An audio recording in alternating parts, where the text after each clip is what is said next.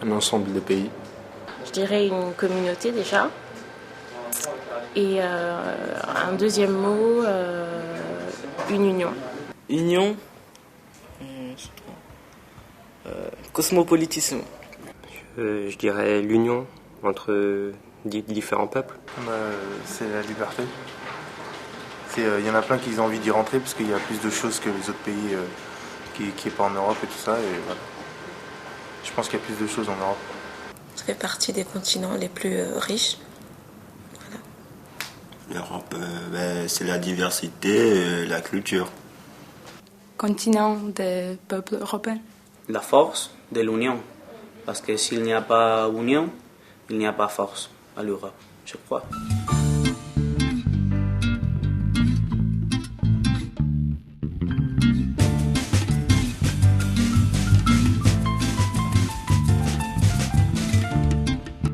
Viac dostupna Europa. Europa más cerca mañana. For closer Europe.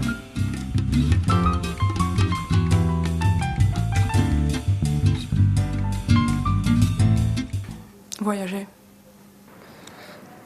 Je vois pas. Fraternité, égalité. La fraternité. J'en sais rien. Vive la cohésion, je sais pas. Ce serait l'entente entre différentes civilisations. Ça m'intéresse pas du tout. L'union fait la force. La devise de l'Union européenne, c'est « Unis dans la diversité ».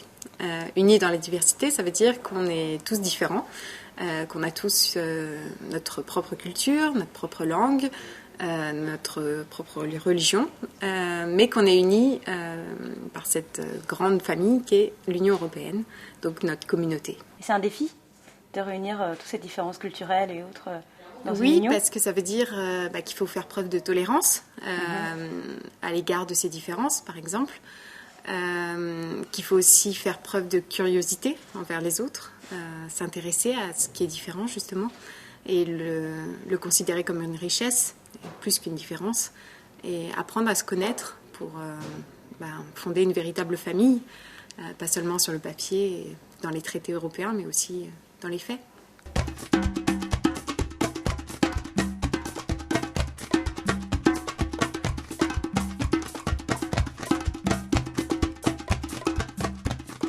Non.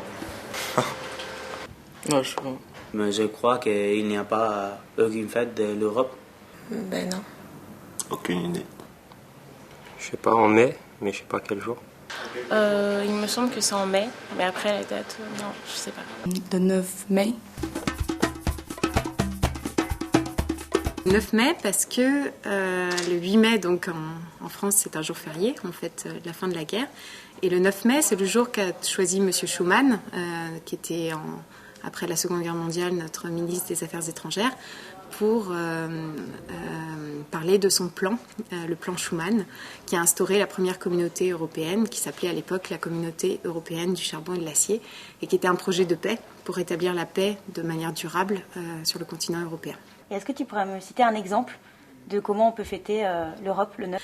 Et l'année dernière, on a organisé avec la Maison de l'Europe et la municipalité de Paris une fête de l'Europe sur le parvis de l'Hôtel de Ville. Donc on a animé la tente de jeunesse, donc on a reçu les jeunes parisiens et on leur a expliqué qu'est-ce que c'est que l'Europe à travers des jeux.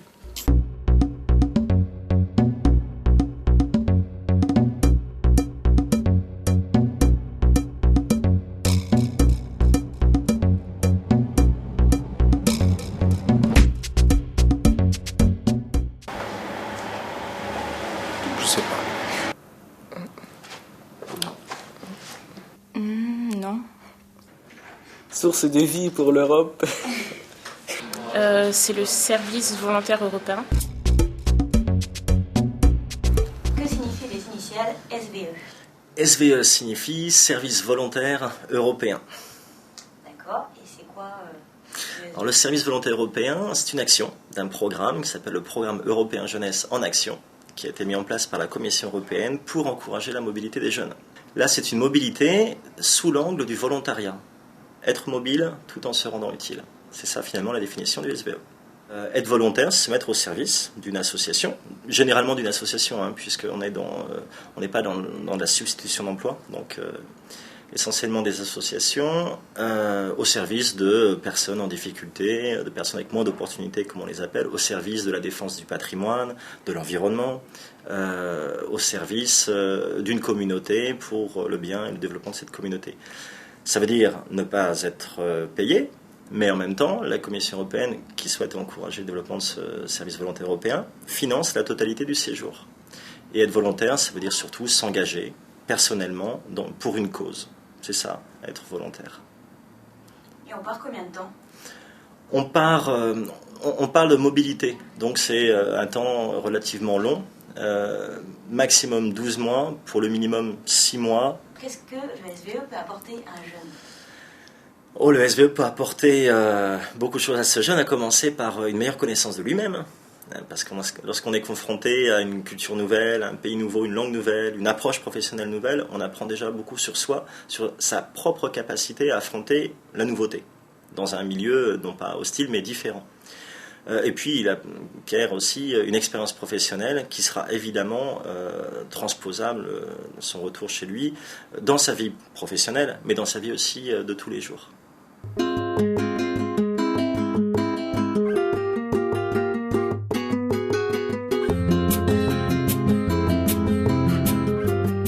Franchement, j'ai jamais entendu ça.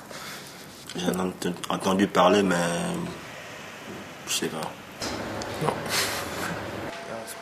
C'est pas un groupe de rock, non? Ça permet aux étudiants d'aller dans d'autres pays pour continuer leurs études. Pour permettre aux élèves d'étudier dans d'autres pays européens. C'est le programme pour les étudiants européens pour voyager et pour étudier sur l'université étrange. Oui, je le connais et pour moi c'est une expérience très importante par un élève de l'Europe pour connaître quelques autres pays et être plus ensemble à les autres Européens.